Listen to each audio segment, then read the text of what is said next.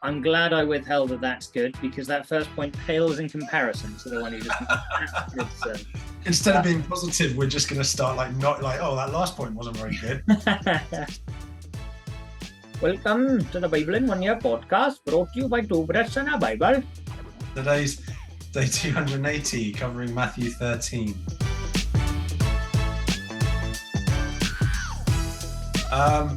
Not going to lie, I was sort of confused whether you were a Llewellyn, a Welsh person, or a Patel, perhaps, of Indian descent. Honestly, mate, I think I was gonna go Scottish, but I started Welsh, and then I was like, I did Welsh last time, I should do Scottish. I only do Welsh and Scottish, and so I deviated to Indian. So that was very much a hybrid.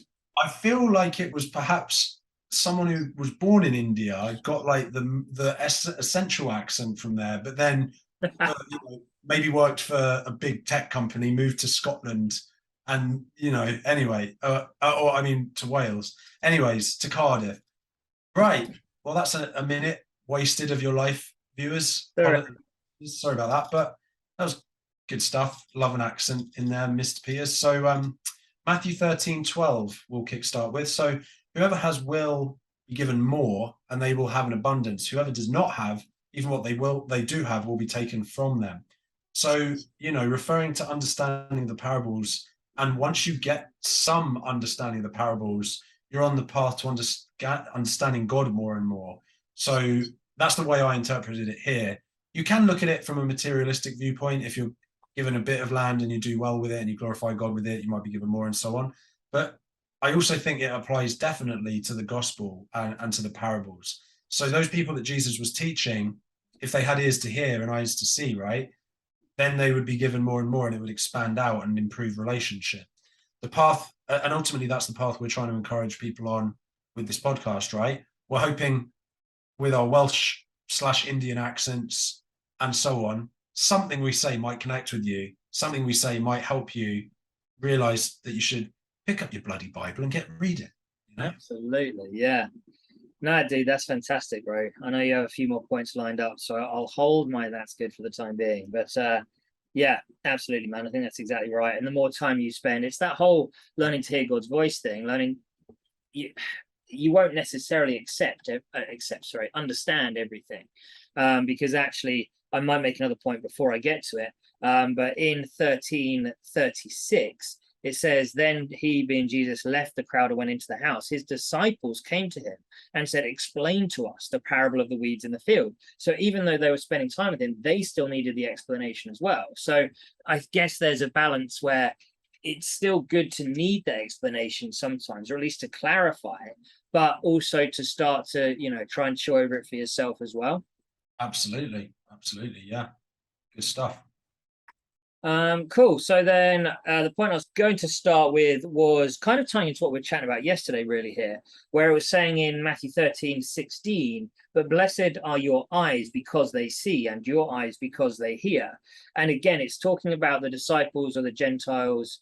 The disciples or they weren't really Christians at that stage, but Jesus's followers, as opposed to the Gentiles and the Pharisees and stuff like that, because actually they're listening to these words, they're seeing these miracles, but they're not understanding, they're not really seeing it, they're not really hearing it. And so it's actually, we are blessed because our eyes can see and our eyes can hear, but we have to stay in tune to it, because it's so easy to start tuning it out, because you see so many people that have walked away from God, and it's like, well, they saw it, they understood it, they believed it, but now they've just one step at a time, or maybe one massive act or something has happened that's just led them away, and they can't see it, they can't hear it, they can't understand it anymore. So it's like a muscle, isn't it? Keep working it. Exactly.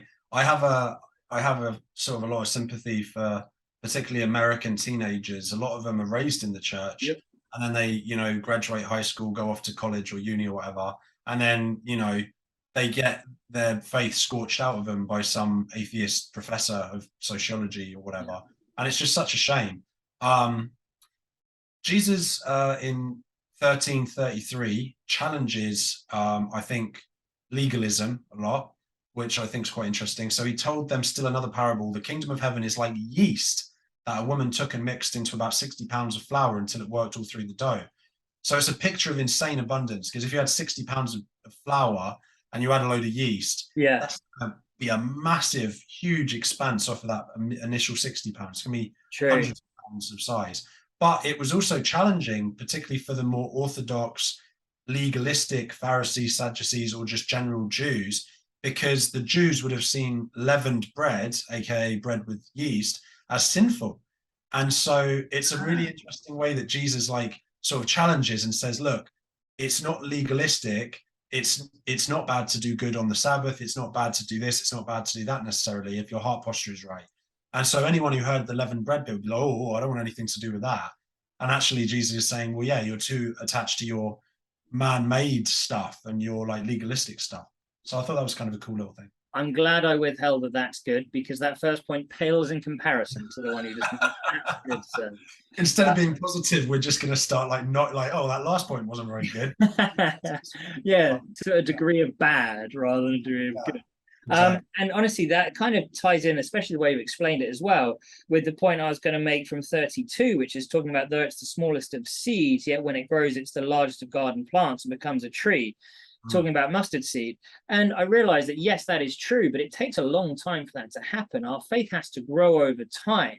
And in the same way with the dough as well, the effort to knead all that yeast in and through it takes effort, it takes time, it takes commitment to actually to grow a garden, to make bread, all these various things. That it's just written and we read it in the space of a few seconds. But actually, when again you break it down and you picture yourself in that place, that situation, it's a lot that's actually being described there. Yeah, that's really good. And I just want to say, you probably heard me tapping away for a second. A mustard seed takes 85 to 90 days to mature. If it's a yellow mustard seed, if it's a brown or oriental mustard seed, it takes 90 to 95 days. So that's just for it to mature. Imagine it then to get into being I'm in complete agreement with you, mate. Even that 3 months is a long time. So imagine something that we hear in, or read today might not come into fruition for months and months and months, or years and years and years. So you're 100% right, man. Faith is a garden. My last point is 1358. So go for it, man. I'll make one or two quick ones then. Firstly, this tiny little parable, which gets mentioned a lot, and I always take a bit of an issue with it, really. Kingdom heaven's like a treasure hidden in a field. When a man found it, he hid it again, and then he went and sold all he had to buy the field. That sounds kind of deceitful to me, because mate, he's been like, this fella over here, he's sitting on an absolute fortune. I'm going to absolutely lowball him here because his field, as far as he's aware, isn't worth much. I'll put in what he thinks is a good offer, dig up this treasure, then I'm laughing. Yeah. Is that honest? I think that's where it is a parable, right? So like, if you think about our salvation, it really isn't fair.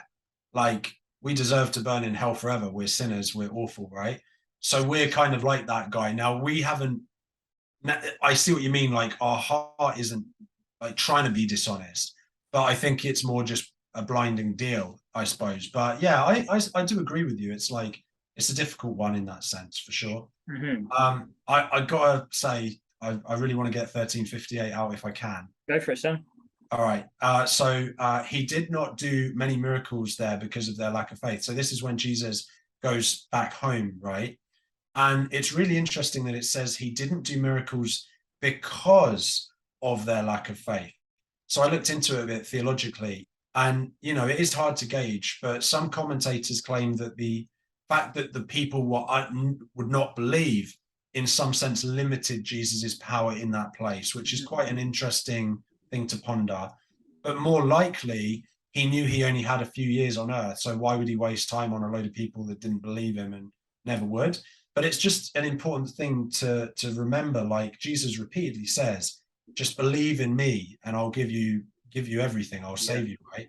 So belief is so important. Faith is so important. It's key. Absolutely. And this is a good little illustration of that. Yeah. And I think there's also a good lesson in there of don't let your past define you, because they're like, oh, you're just a carpenter's son. Yeah, but I'm not anymore. Right. Your past define who you are now. So absolutely, yeah. Kushti Mushti. Tomorrow's readings, we're going to be looking at Matthew 14, 15, and 16. So why don't you beautiful people pick up your Bibles, get reading, do us a favor, or do everyone a favor and share this, spread the word of God. We love you.